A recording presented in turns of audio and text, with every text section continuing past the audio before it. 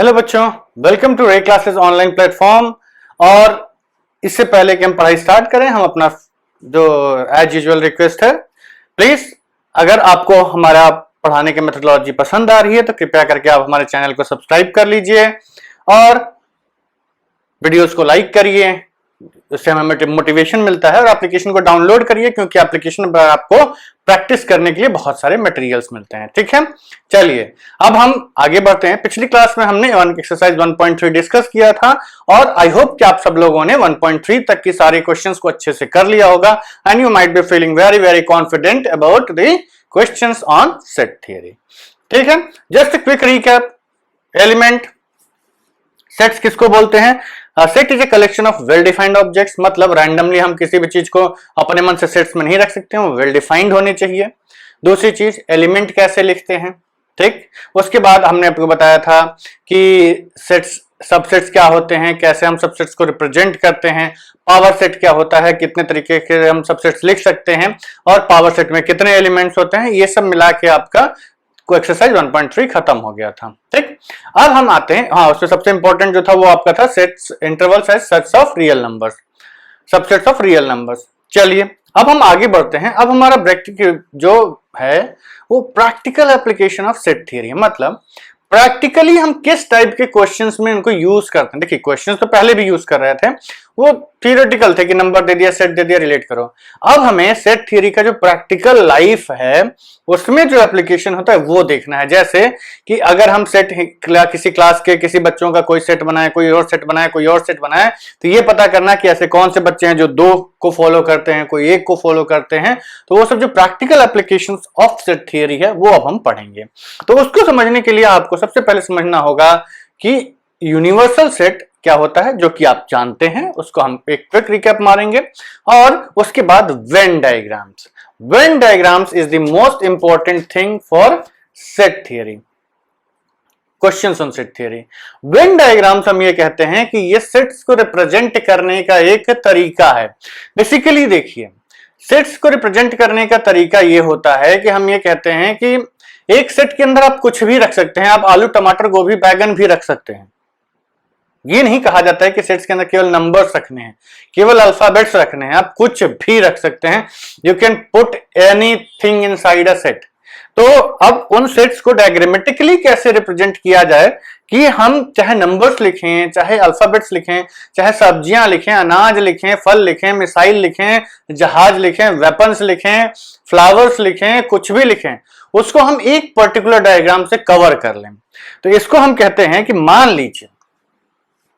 लीजिए आपके पास 3 सेट्स हैं। चलिए उससे पहले एक हमारा होता है यूनिवर्सल सेट। ठीक, यूनिवर्सल सेट वो सेट होता है जो कि एक गिवन कॉन्टेक्स्ट में सारे एलिमेंट्स को, सारे सेट्स को कंटेन कर लेता है।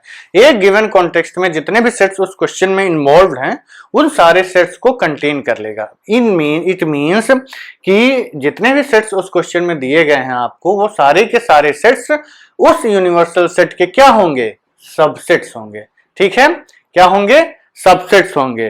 तो हम ये कहते हैं कि अगर आपको किसी क्वेश्चन को सॉल्व करना है तो उस क्वेश्चन में दिए गए सारे के सारे सेट्स को कंबाइन कर लीजिए, सारे एलिमेंट्स को कंबाइन कर लीजिए और कंबाइन करके जो भी सेट बनता है वो आपका यूनिवर्सल सेट बोला जाता है। जैसे हमने कहा कि क्लास 1 के बच्चे, क्लास 2 के बच्चे, हमें आपके स्कूल के प्रेजेंट बच्चों के बारे में कुछ एनालिसिस करनी है कि कितने बच्चे किस एरिया से आते हैं, कितने बच्चे किस एरिया से आते हैं। तो हम कहेंगे कि ठीक है, हम यूनिवर्सल सेट आपके पूरे स्कूल को मान लेते हैं। तो जो भी हम सेट वहां से उठाएंगे, जैसे क्लास 1 के बच्चों का या सुंदरपुर से जाने वाले बच्चों का या दिल्ली के बच्चों का या बॉम्बे के बच्चों का, तो वो जो सेट होगा आपका, वो स्कूल का ही सबसेट बनेगा। ठीक है, चलिए अब हम रिप्रेजेंटेशन देखते हैं। जो आपको यूनिवर्सल सेट होता है उसको हम रेक्टेंगल से डिनोट करते हैं। ठीक है, डिनोटेड बाय, और इसके बाहर या अंदर यहां पर ऐसे हम छोटा सा एक यू लिख देते हैं। ये आपका यूनिवर्सल सेट का रिप्रेजेंटेशन होता है। यूनिवर्सल सेट के लिए हम हमेशा यही रिप्रेजेंटेशन यूज करते हैं। और उसके बाद आते हैं सेट्स में। तो जो सेट्स इन्वॉल्व होते हैं उनका रिप्रेजेंटेशन आपका होता है सर्कुलर। सर्कुलर रिप्रेजेंटेशन सेट्स के लिए होता है।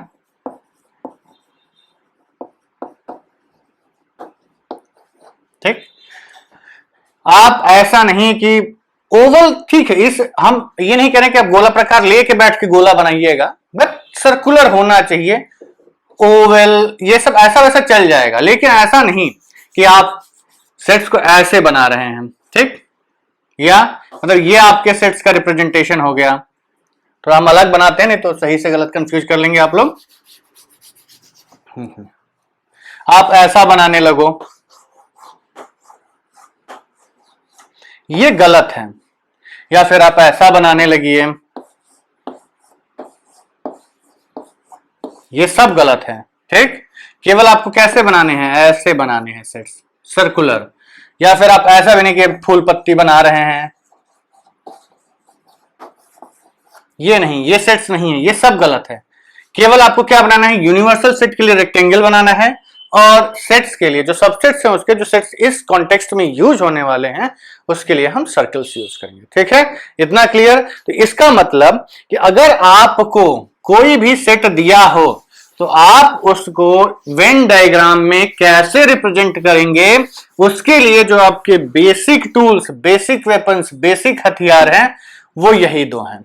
मतलब सपोज करिए फॉर एग्जाम्पल हम कहते हैं कि आपके पास एक सेट है 1 2, एक सेट बी है 2 3, और एक सेट सी है 4 3 4 3 4 एंड 5। ठीक, तो आप सबसे पहले रिप्रेजेंट करने से पहले, मतलब आपका सेट ए जो होगा वो हम ऐसे लिखेंगे, और उसमें एलिमेंट्स क्या आ रहे हैं 1 एंड 2, ये आपका सेट ए हो गया। ठीक, अभी केवल हम रिप्रेजेंटेशन अलग अलग बता रहे हैं। ये एक सेट बनेगा बी जिसमें आपका आएगा 2 एंड 3, एक सेट बनेगा सी जिसमें आपका आएगा 3 4 एंड 5। ठीक है, ये है आपका सेट्स का रिप्रेजेंटेशन। लेकिन ऐसा नहीं होता है कि अगर 2 दो बार आ रहा है तो हम दो जगह लिखते हैं।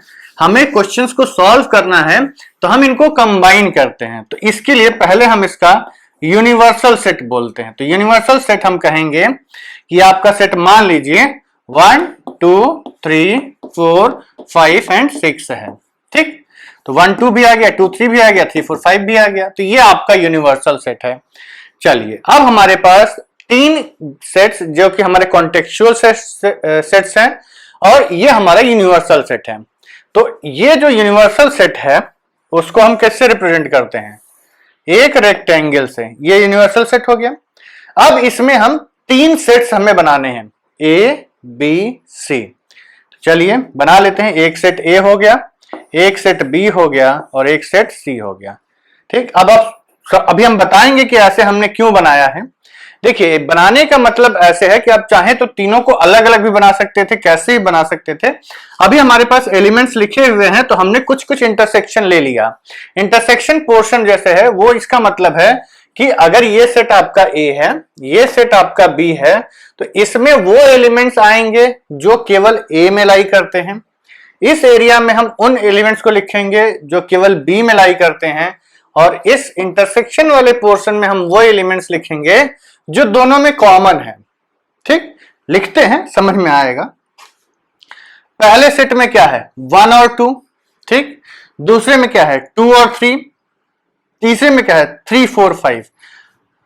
सबसे पहले हम इंटरसेक्शन वाले एलिमेंट्स लिखते हैं, इंटरसेक्शन वाले। तो इंटरसेक्शन में आप देखिए तो ए, ये अगर आपका सेट ए है, ये आपका सेट बी है, ये आपका सेट सी है, तो ए और बी और सी तीनों में कोई ऐसा एलिमेंट है जो कॉमन है, तो कहेंगे नहीं। मतलब इन तीनों के इंटरसेक्शन में, इस रीजन में कोई नंबर नहीं लिखेंगे हम, इस रीजन में हम कोई नंबर नहीं लिखेंगे, क्योंकि तीनों के इंटरसेक्शन में कुछ नहीं। इंटरसेक्शन का मतलब है तीनों में कॉमन कुछ भी नहीं है। ठीक, चलिए अब आगे बढ़ते हैं। क्या ए और बी में कुछ कॉमन है, तो कहेंगे हाँ, ए और बी में 2 कॉमन है, तो 2 को यहां लिख देंगे। ए और बी में, वो रीजन जो केवल दोनों में कॉमन है। ठीक, अब ए में और क्या बचा 1, तो ए में 1 2 आ गए, बी में 2 3 आ गए, अब ये केवल 3 बी में ही आया है, और सी में क्या आ गया 3 4 5। तो देखिए ये 3 यहां नहीं आएगा क्योंकि सी 3 जो है वो बी सी दोनों में कॉमन है, तो हम इसको कहां लिखेंगे, ऐसे रीजन में जहां ये दोनों आते हैं। तो ये 3 हो गया, और 4 और 5 केवल सी में आ रहा है तो वो यहां आएगा, और 6 किसी में नहीं आ रहा है, यूनिवर्सल सेट का एलिमेंट है तो वो बाहर आ जाएगा। ठीक, यही रीजंस आपको समझने हैं, यही रीजंस आपको समझने हैं कि कैसे हम किस एरिया में किस एरिया को किससे डिनोट करते हैं। वो अगर आपको समझ में आ गया तो वेन डायग्राम्स आपको तुरंत समझ में आ जाएंगे। ठीक है, give me some time to clear. ठीक है बच्चों, तो देखिए इससे पहले कि हम आगे बढ़ें, एक बार आप इसको अच्छे से समझ लीजिए कि कैसे हम सेट्स के अंदर उसके एलिमेंट्स को रिप्रेजेंट करते हैं। ठीक है, तो देखिए बेसिकली हम कहते हैं कि एक हमारे पास यूनिवर्सल सेट होता है। ठीक, 1 2 3 4 5 6 7 8 9 एंड 10, या और भी ले सकते हैं, आपकी इच्छा है। ठीक, ये यूनिवर्सल सेट है। तो ये यूनिवर्सल सेट का मतलब है कि एक सेट है, यूनिवर्सल नाम दे दिया तो रेक्टेंगल से डिनोट करेंगे, जिसके अंदर 1 2 3 4 5 6 7 8 9 एंड 10 ये सब एलिमेंट्स प्रेजेंट है। ठीक, उसके बाद हमने सेट्स को डिफाइन किया, तो आ गया 1 2 3, सपोज करिए एक जो सेट ए है उसमें 1 2 3 एलिमेंट्स आ रहे हैं, तो हम ये कहेंगे कि एक सर्किल होगा जिसमें 1 2 एंड 3 एलिमेंट्स होंगे। ठीक, तो अगर हम इस यूनिवर्सल सेट की बात करें तो इस यूनिवर्सल सेट में देखिए, हम इसी में डायग्राम बार बार चेंज करते जाएंगे कि इसका मतलब क्या होना चाहिए। तो एक आपके पास यूनिवर्सल सेट है जिसके अंदर 1 2 3 4 5 6 7 8 9 एंड 10 ये सारे एलिमेंट्स लिखे थे। हमने कहा कि एक सेट है आपका 1 2 3, तो 1 2 3 किसी एक सेट का पार्ट हो गया, तो इसको हम एक सर्किल में लिख देंगे। ठीक, तो ये आपका हो गया एक, ये सेट ए हो गया, इसमें 1 2 और 3 एलिमेंट्स आ रहे हैं।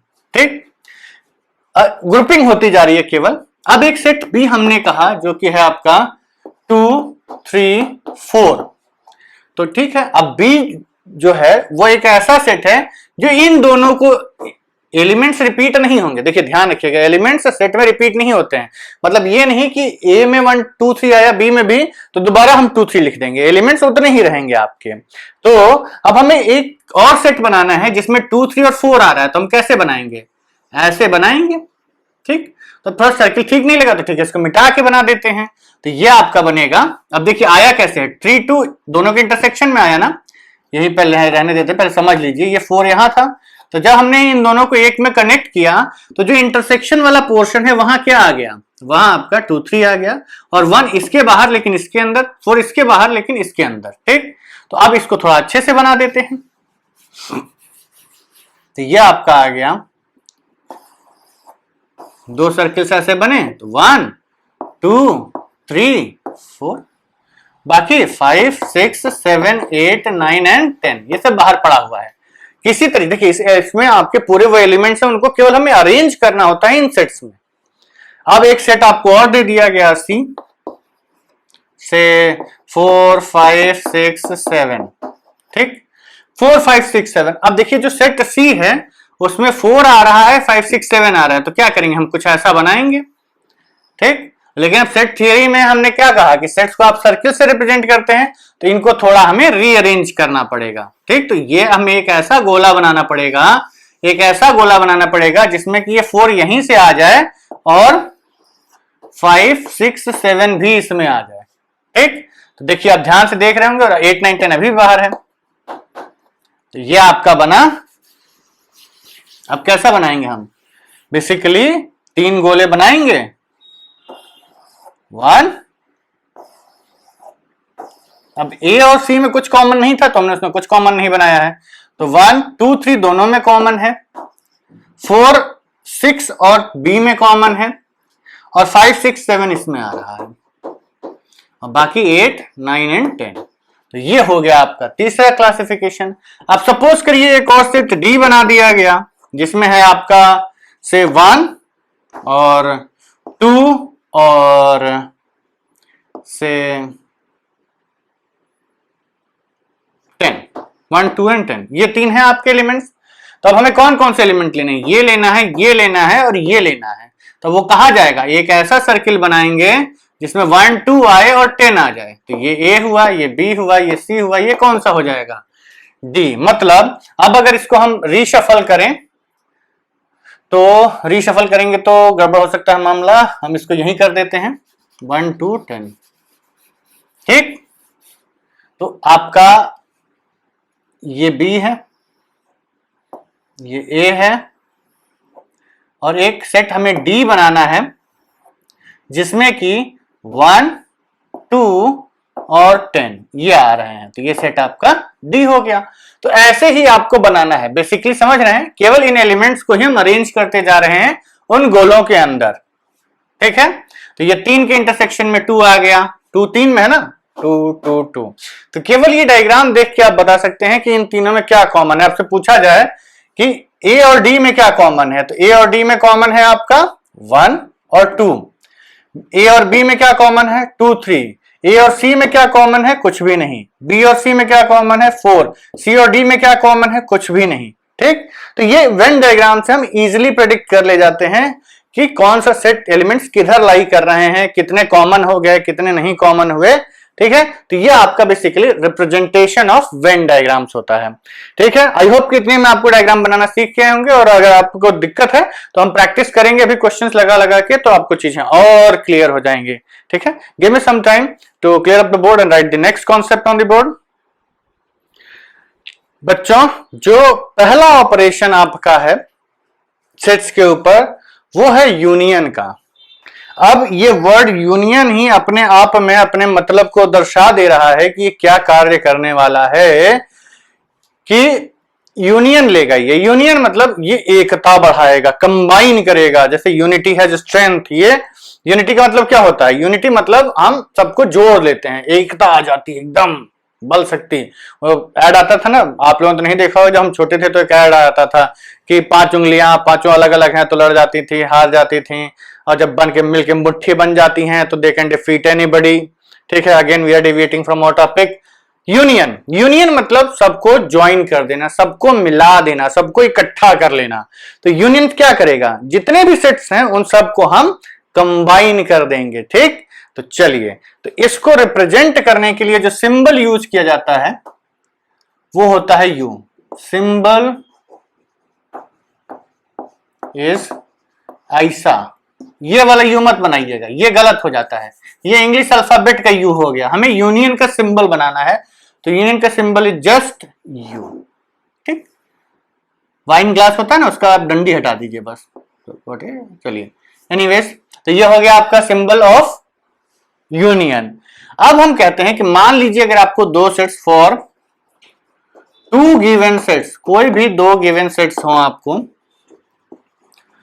उसमें A union B is equal to, A union B is equal to X, set builder form में हम A यूनियन B लिखेंगे X, such that X belongs to A और X बिलोंग्स टू B और both.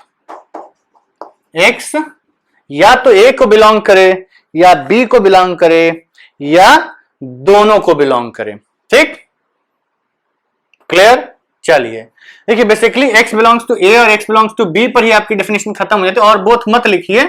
लेकिन ये लिख लेने से क्या होता है ना, कंफ्यूजन क्लियर हो जाता है कि भाई x A को बिलोंग कर रहा है तो लिख देंगे, x B को बिलोंग कर, दोनों को बिलोंग करे उसको क्या करें भैया, उसको भी लिख लो, उसको एक ही बार लिखना है, क्योंकि सेट्स में रिपीटिशन इज इमेटेरियल, रिपीटिशन का कोई मतलब नहीं होता है सेट्स में, हाँ ध्यान रखिएगा, गांठ बांध लीजिएगा। चलिए देखिए, होता क्या है कि अगर 2 गिवन सेट्स हैं A यूनियन B, तो उसमें हम कहते हैं कि x belongs to A, x belongs to B, सब इकट्ठा कर दो, मतलब हर वो एलिमेंट्स जो या तो A में है या B में है। देखिए, और का मतलब समझना आपको बहुत जरूरी है, और एंड। अब आपका ये दोनों इंपॉर्टेंट है, जो हम आपको क्या किस में पढ़ा रहे थे, हाँ intervals as subsets of real numbers में जब हमने इनइक्वालिटीज को कंबाइन करा था एंड और से, वो आपको अब यूज होगा। इसको हम यूनियन बोलते हैं और इसको हम इंटरसेक्शन बोलते हैं। ठीक, समझना बहुत इंपॉर्टेंट है और अंतर समझना सबसे ज्यादा इंपॉर्टेंट। तो बच्चों एंड और का डिफरेंस जो है वो बहुत ही इंपॉर्टेंट है, आपको अच्छे से समझ लेना है। एक शब्द है आपका एंड, ठीक, और एक है और, ठीक, एक है एंड एक है और। ये दोनों अलग अलग अपनी महत्ता रखते हैं। किसी के लिए ये इंपॉर्टेंट होगा तो किसी के लिए ये इंपॉर्टेंट होगा एक ही कॉन्टेक्स्ट में। देखिए, हम इसको इंपॉर्टेंस जो है ये समझना तो जरूरी है ही कि ये और होता क्या है, एंड क्या होता है, लेकिन इसकी इंपॉर्टेंस समझना सबसे जरूरी है कि आप अगर एक गलती किए एंड और में कंफ्यूजन किए तो आपका आंसर कितना फर्क पड़ सकता है, ये हम आपको एक छोटी सी एग्जांपल से समझाते हैं। सपोज करिए कि हमने आप लोगों से कहा कि बच्चों आप लोग आईआईटी का पेपर दीजिए, ठीक है, और इसमें whoever gets रैंक 1, ठीक, जिसकी ऑल इंडिया रैंक 1 का मतलब ये नहीं कि अपनी क्लास में हम टॉप कर गए, ऑल इंडिया रैंक 1 जिसकी भी आ गई उसको हम अपनी तरफ से एग्जाम्पल्स देंगे, सॉरी एग्जाम्पल्स नहीं इनाम देंगे। हम उसको एक लैम्बोर्गिनी कार देंगे, अब स्पेलिंग जो भी हो, या बुगाटी देंगे, कोई भी महंगी कार, जो महंगी से महंगी सोच सकते हो सोच लो। लैम्बोर्गिनी हमको बहुत पसंद है इसलिए हमने इसका नाम लिख दिया। लैम्बोर्गिनी कार देंगे और 100 रुपए देंगे, ठीक, 100 रुपीज। अब बच्चों इसके बीच में हम क्या लिखते हैं, ये आपको खुश कर देगा, हमको बर्बाद कर देगा, या हमको खुश कर देगा, आपको बर्बाद कर देगा। ये इस एंड और की पावर है। सपोज करिए हमने ये प्रॉमिस तो कर दिया, लेकिन हमने ये आपसे बोला कि if you top the exam, you secure an rank 1 in IIT JEE, I will give you a Lamborghini car और 100 रुपीज, ठीक, लैम्बोर्गिनी कार और ₹100। आप सब लोग एकदम कोई इसको फिगर को नहीं देखेगा, सब लोग इस फिगर को देखेंगे, कहेंगे लैम्बोर्गिनी मिल रही है, और फटाफट सब लोग लाड पड़ेंगे। और 10 बच्चे हमारे पढ़ाई हुए 100 बच्चे, ये सब के सब बच्चे टॉप कर गए, ठीक, सब ने ऑल इंडिया रैंक 1 लेके आए और हमारे घर पे पहुंच गए कि sir we have top the IIT JEE, give me Lamborghini. हम आप सब लोगों का स्वागत करेंगे, मिठाई भी खिलाएंगे और कॉन्ग्रेचुलेट भी करेंगे, फ्यूचर के लिए बधाइयां भी देंगे और सबको 100 रुपए देखिए टिका देंगे। तो अब भाई आप लोगों को गुस्सा आएगा कि अरे बोला था लैम्बोर्गिनी, यहाँ तो एक भी लैम्बोर्गिनी छोड़ो, 100 रुपए देके कह रहे हैं कि ठीक है बच्चों चलो अपना प्रॉमिस पूरा कर दिया हमने। तो आप कहेंगे नहीं सर, प्रॉमिस तो आपने लैम्बोर्गिनी का किया था। हमने कहा था नहीं बेटा, हमने प्रॉमिस लैम्बोर्गिनी या 100 रुपए का किया था। तो हम या तो आपको लैम्बोर्गिनी दे सकते हैं या 100 रुपए दे सकते हैं।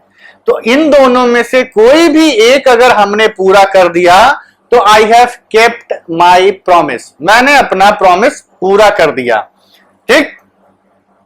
कहेंगे ये तो चीटिंग है। आप, ये चीटिंग नहीं है बेटा, ये यूनिवर्सली एक्सेप्टेड ट्रूथ है कि अगर इस स्टेटमेंट को लेके अगर आप कोर्ट में भी चले गए तो कोर्ट भी आपको 100 रुपए ही दिलवाएगा, लैम्बोर्गिनी नहीं दिलवा पाएगा, ठीक।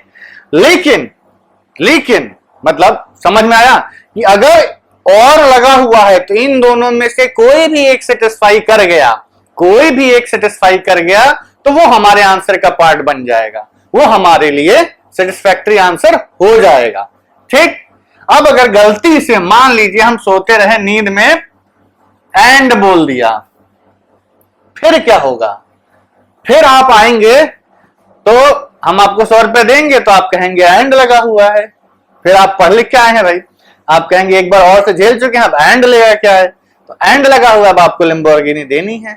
तो अब बच्चों अगर बीच में एंड लगा हुआ है तो हमारी कंडीशन तभी सेटिस्फाई करेगी, हमारी कंडीशन तभी सेटिस्फाई करेगी जब हम ये दोनों चीजें आपको दें, जब हम ये दोनों चीजें आपको दें। और भैया इस गाड़ी को देने में तो हमें अपना घर द्वार सब बेचना पड़ जाएगा, ठीक। तो पहले केस में आपकी मेहनत करके आप आईआईटी रैंक लेके आए, हॉलिडे रैंक 1 लेके आए, very good, good good, you will enjoy your future. लेकिन आपको लैम्बोर्गिनी नहीं मिली, दुख तो होगा ही, ठीक। पहले केस में और लगा था तो आपको दुखी कर दिया, दूसरे केस में एंड लग गया तो हम बर्बाद हो गए, ठीक।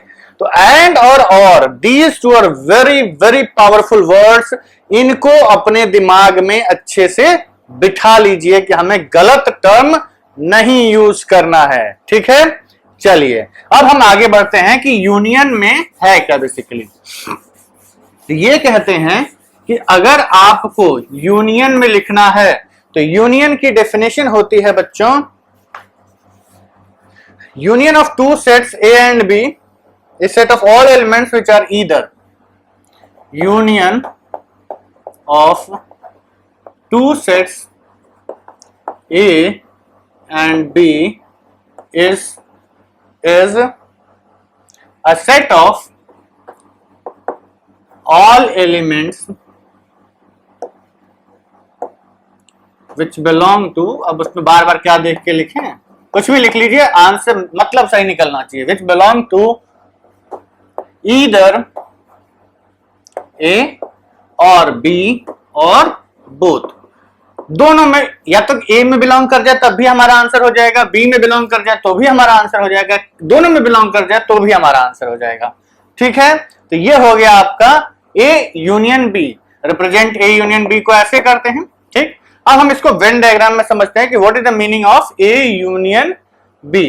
अब देखिए, अब जैसे हमने आपसे कहा कि एक सेट है A 1 2 3, एक सेट है B आपका 3 4 एंड 5 एंड 6 एंड 7, कुछ भी लिख लीजिए। तो वेन डायग्राम ये कहता है कि आपके पास टोटल कितने यूनिवर्सल सेट में एलिमेंट्स हैं। यूनिवर्सल सेट मिनिमम आपको 1 2 3 4 5 6 7 का लेना पड़ेगा, ठीक। या हम अपना यूनिवर्सल सेट भी लिख लेते हैं। यूनिवर्सल सेट है हमारा 1 2 3 4 5 6 7 8 9 एंड 10, ठीक। ये है आपका यूनिवर्सल सेट। तो इसमें हमारा एक सेट A है, एक सेट B है। अब देखिए, हम हमेशा गोले ऐसे बनाते हैं कि दोनों में कुछ कॉमन भी रहे। अगर दोनों में कुछ कॉमन रहा तो ठीक है, नहीं रहा तो एरिया खाली रहेगा। मतलब इसमें लाई करने वाले एलिमेंट्स केवल A में है, ओनली A में लाई, केवल A में ही मिलेंगे, B में नहीं मिलेंगे, ठीक। इसमें मिलने वाले एलिमेंट्स केवल B में मिलेंगे और इसमें मिलने वाले एलिमेंट्स दोनों में मिलेंगे, ठीक है।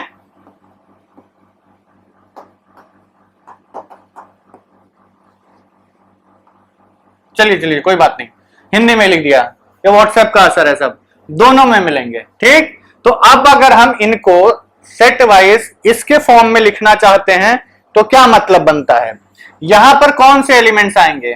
पहले हम इंटरसेक्शन वाले लिखते हैं, फिर हम इंडिविजुअल वाले लिखते हैं। तो देखिए, इन दोनों में कॉमन एलिमेंट्स कौन से हैं, तो हम कहेंगे एक 3 है ऐसा एलिमेंट जो दोनों में कॉमन है, तो 3 यहां लिख दीजिए। उसके बाद इसमें क्या बचा 1 2, इसमें क्या बचा 4 5 6 7, और यूनिवर्सल सेट में क्या बचा 8 9 10, तो 8 9 एंड 10, ठीक। तो ये हुआ आपका सेट्स का अरेंजमेंट।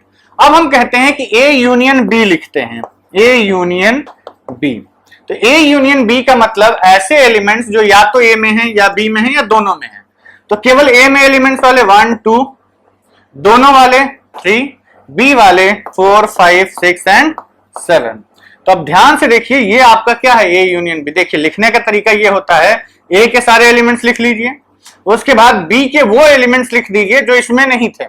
आपने यहां से 1 2 3 लिख दिया, और 1 2 3 के अलावा वो एलिमेंट्स जो इसमें है और इसमें अभी यहां नहीं आ पाए हैं, उन सबको हमें लिखना है। बेसिकली करना क्या है कि जितने भी है ना, सबको इकट्ठा करके आपको अपना आंसर बना लेना है।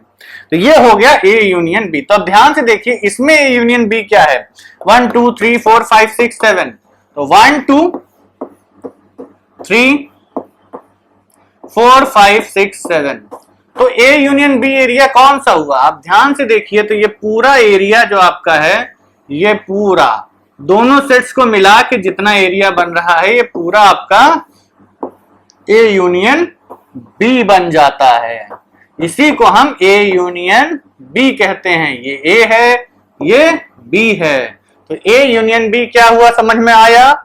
Very good.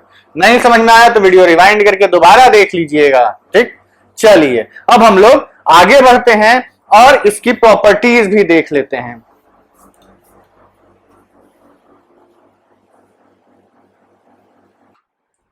चलिए बच्चों, अब हम लोग इसकी प्रॉपर्टीज देख लेते हैं।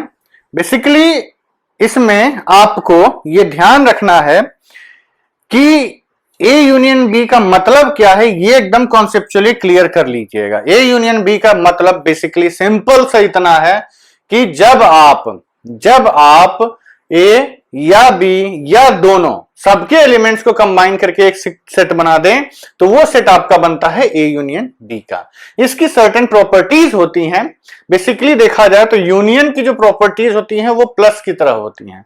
ठीक, प्लस की तरह होती हैं। जैसे पहली प्रॉपर्टी हम ये कहते हैं कि ऑर्डर किस तरीके से हम यूनियन लेते हैं, मतलब हमने ए का यूनियन बी के साथ लिया या बी का यूनियन ए के साथ लिया, इससे कोई फर्क नहीं पड़ता। A union B is equal to B union A. इसको हम कम्यूटेटिव प्रॉपर्टी भी बोलते हैं। नाम उतना इंपॉर्टेंट नहीं है, पता रहेगा तो अच्छा भी रहेगा, लेकिन ये कम्यूटेटिव प्रॉपर्टी है। समझते हैं इसको कैसे। मान लीजिए आपके पास एक सेट है ए यूनियन बी। ठीक, ये ए है, ये बी है, हमें ए यूनियन बी शेड करना है। तो पहले हमने ए को शेड किया। ठीक, हमने पहले ए को पूरा ले लिया।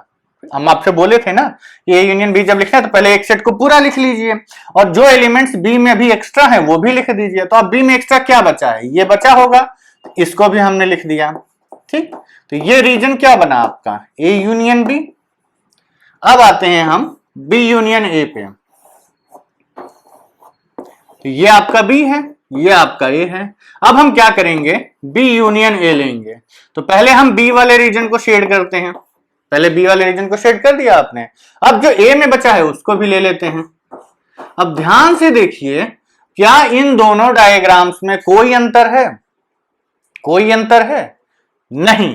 देखिए इसका सीक्वेंस ऑफ ड्राइंग जरूरत है, केवल डायग्राम्स को देख के आप नहीं समझ पाएंगे किस सीक्वेंस में हम ड्रॉ कर रहे हैं, ये आपको देखना है। तो इसका मतलब ये दोनों बराबर ही हैं। आप चाहे ए यूनियन बी लीजिए चाहे बी यूनियन ए लीजिए। चलिए सेकेंड वाले में हम ये कहते हैं कि अगर आप तीन सेट्स का यूनियन लेते हैं, तीन क्या आप कितने का भी ले सकते हैं, तो आप पहले किन दो सेट्स का यूनियन लेते हैं ये सब मैटर नहीं करता है। मतलब आप ए का यूनियन बी के साथ लीजिए, जो रिजल्ट आया उसका सी के साथ यूनियन लीजिए, या ए यूनियन बी का यूनियन सी के साथ पहले ले लीजिए फिर ए का ले लीजिए। और क्योंकि कम्यूटेटिव प्रॉपर्टी होती है तो इसको आप इसके बराबर भी ले सकते हैं कि पहले हमने ए का सी के साथ ले लिया फिर हम बी के साथ ले लें, तो इट डजंट मैटर। इसको हम कहते हैं एसोसिएटिव प्रॉपर्टी। मतलब आप किसको किसके साथ पहले एसोसिएट कर रहे हैं इससे फर्क नहीं पड़ता है। ये किसको किसी के साथ भी, ए बी के साथ एसोसिएट हो गया फिर बी सी के साथ, ये किसी के साथ भी एसोसिएट करते रहिए, रिजल्ट आपका सेम ही आना है। चलिए डायग्राम बना के देख लेते हैं हम लोग कि क्या हम जो लिखवा रहे हैं वो सही है कि हवाई बातें हैं।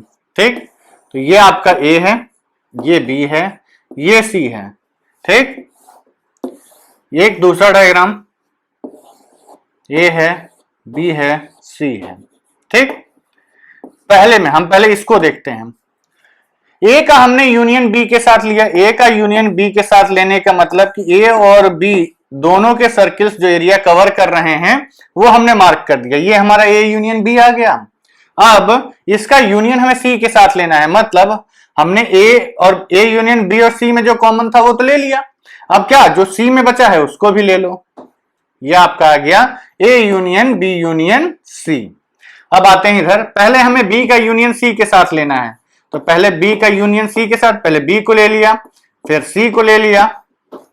अब हमें इस बी यूनियन सी का यूनियन लेना है ए के साथ, अब जो ए में बचा है उसको भी ले लो। तो ध्यान से देखिए, क्या ये दोनों रिजल्ट सेम दिख रहे हैं? Yes, they both are same. आप इसी तरह इसको भी बनाएंगे तो भी रिजल्ट आपको सेम ही दिखेगा, ठीक है। अब थोड़ा हम कलर चॉक्स वगैरह ले लें ताकि ये डायग्राम भरने में अच्छा लगेगा, ठीक है। Give me some time to clear up the board. ये दो प्रॉपर्टीज हैं, तीन और बाकी हैं, ठीक है बच्चों। अब तीसरी प्रॉपर्टी ये कहती है कि अगर if you are taking union of any set, union of any set with the empty set, अगर आप ए का यूनियन फाई के साथ लेते हैं तो रिजल्ट ए ही मिलेगा। अब कैसे? देखिए, मान लीजिए आपके पास एक सेट ए है, हमने कहा ए का फाई के साथ एलिमेंट ले लो, तो फाई तो खाली सेट है ना, एम्प्टी सेट है, इसमें कुछ होगा यहाँ पे नहीं, उसका यहाँ कोई रिप्रेजेंटेशन आप नहीं दिखा सकते। तो हम जब यूनियन लेने जाएंगे तो हम कहेंगे ठीक है, पहले ए के सारे एलिमेंट्स ले लेते हैं, ठीक। अब हम फाई के सारे एलिमेंट्स ले लेते हैं। अब भाई जब फाई मिल ही नहीं रहा है तो ले कहां से लोगे? फाई जब मिलेगा तब न लोगे, फाई पहले ढूंढ लेना, जब मिल जाएगा तो उसके एलिमेंट्स ले लेना। लेकिन अभी फिलहाल हमें फाई नहीं मिल रहा है, तो यही, और ये क्या आंसर बना? यही आपका ये यूनियन फाई भी हो गया। चलिए, इसको हम बोलते हैं लॉ ऑफ फाई, ठीक है। नाम इंपॉर्टेंट नहीं है, ऐसे ही नाम दे दिया लॉ ऑफ फाई के, तो फाई का लॉ है तो फाई लॉ ऑफ फाई दे दिया। लॉ ऑफ ए भी लिख दो, ठीक। चलिए, A union A. Fourth property ये कहती है कि अगर आप किसी सेट का यूनियन उसी सेट के साथ ले लेते हैं, किसी सेट का यूनियन उसी सेट के साथ ले लेते हैं, तो रिजल्ट तो वेरी ऑब्वियस है, क्या आएगा? ए। आपने ए लिया, ठीक, पहला सेट है हमारा। अब दूसरा सेट हमारा क्या है? यही है। इन दोनों का हमें यूनियन लेना है, ले लो भाई, ले लो, नया कुछ मिल जाएगा। मिला? नहीं, क्या मिला? ए। तो इसको हम बोलते हैं, इसका नाम थोड़ा अलग है, इसको बोलते हैं आइडेम्पोटेंट लॉ, ठीक। कौन सा पोटेंट? आइडेम्पोटेंट, ठीक, आइडेम्पोटेंट लॉ। अब आते हैं लास्ट प्रॉपर्टी पे, फिफ्थ वाली। फिफ्थ वाली प्रॉपर्टी ये कहती है कि अगर आप किसी सेट का यूनियन यूनिवर्सल सेट के साथ लेते हैं, ये आपका कौन सा सेट का सिंबल है? Universal set. यूनिवर्सल सेट के साथ लेते हैं तो रिजल्ट हमारा यूनिवर्सल सेट आएगा। कैसे? चलिए देख लेते हैं। ये है आपका सेट ए, ठीक, ये है सेट आपका यू। हमने क्या किया, पहले ए के सारे एलिमेंट्स ले लिए, अब जो एलिमेंट्स यू में बचे उनको भी ले लेते हैं। तो एलिमेंट्स जो यू में, अब देखिए, अब कुछ बचा ऐसा जो हमारे पास ए में अलग बच गया है यू में, तो नहीं, ये पूरा का पूरा क्या सेट बना है? यू। तो A union you is you. Universal set का आप किसी भी सेट के साथ यूनियन लेंगे, रिजल्ट यूनिवर्सल सेट ही आएगा। एक किसी सेट का उसी सेट के साथ यूनियन लेंगे तो हम किनारे हो जाते हैं, तो रिजल्ट वही सेट आएगा। फाई के साथ आप किसी सेट का यूनियन लेंगे तो वही सेट मिलेगा।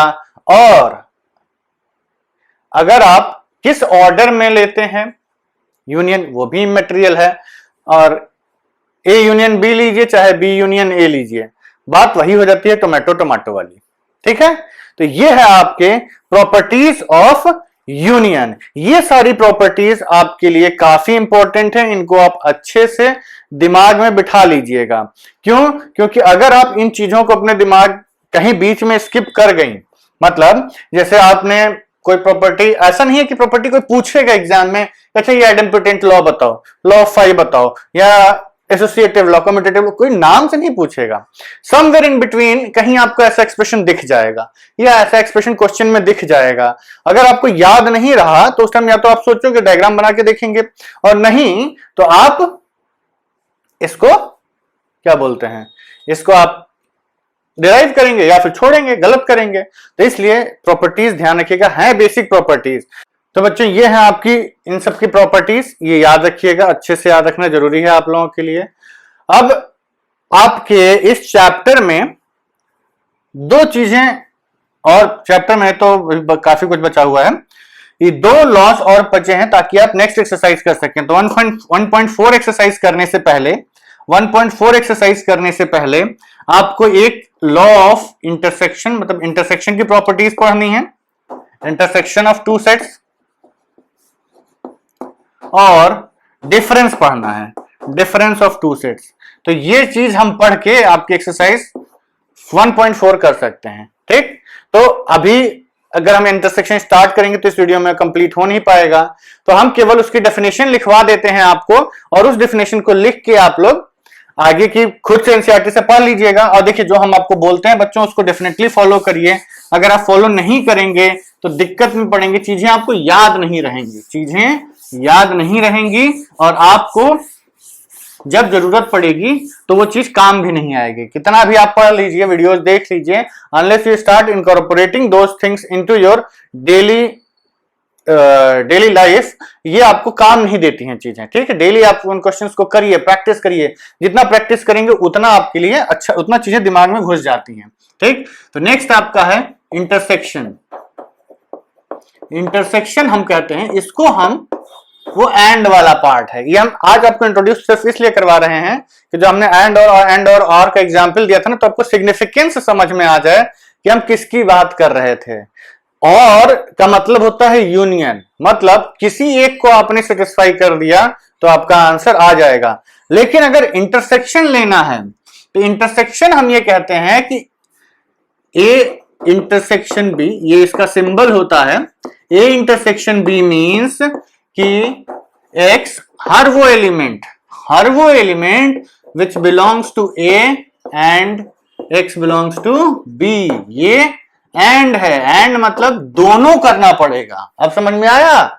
और में किसी एक में था कि x बिलोंग्स टू ए और x बिलोंग्स टू b, तो अगर x a में मिल गया तो भी हमारा आंसर, b में मिल गया तो भी हमारा आंसर, दोनों में मिल गया तो भी हमारा आंसर। लेकिन इंटरसेक्शन में क्या है कि x belongs to a and x belongs to b, आप इसमें दोनों में जब मिलेगा ना तो ही आपके आंसर का पार्ट बनेगा। ठीक, तो अब अगर वेन डायग्राम की बात करें हम, तो एक सेट ए है, इसमें वो एलिमेंट्स हैं जो ए में लाई कर रहे हैं, इसमें वो एलिमेंट्स हैं जो बी में लाई कर रहे हैं, तो हमें वो एलिमेंट्स ढूंढने हैं जो दोनों सर्किल्स में लाई करें। तो ये आपका वो रीजन होगा जो कहा जाएगा ए इंटरसेक्शन बी। ठीक है, तो चलिए अभी के लिए इतना काफी है। हाँ, बिफोर आई डिपार्ट हम आपसे एक रिक्वेस्ट करेंगे कि प्लीज प्लीज प्लीज नोट्स बनाइए, नोट्स को रिवाइज करिए वीडियो के बाद, और वीडियो को देखने से पहले भी, नेक्स्ट वीडियो जो आएगा उसके पहले भी आप एक बार कॉन्सेप्ट रिवाइज कर लीजिए। रिवाइज करते रहेंगे तो चीजें दिमाग में एकदम स्थिर रहेंगी, याद रहेंगी। ऐसा नहीं होगा कि सडनली क्वेश्चन देखा और दिमाग में भूचाल आ गया, कुछ याद ही नहीं आ रहा, एवरीथिंग इज मिक्स्ड अप। ठीक, डेली रिवाइज करते रहोगे बच्चों तो चीजें स्ट्रीमलाइन रहती हैं, टाइम पे चीजें याद आती रहती हैं और क्वेश्चंस आसानी से होते रहते हैं। So please please and please daily revise करिए कॉन्सेप्ट को जब तक ये चैप्टर खत्म नहीं हो जाता। 3-4 वीडियो में ये खत्म हो जाएगा, उसके बाद आप छोड़ सकते हैं सेट्स को, लेकिन till then you have to follow this rule. ठीक, चलिए next important thing, please subscribe to our channel, download our application, and please if you like definitely click the like button. ठीक है, thank you very much. See you in next video.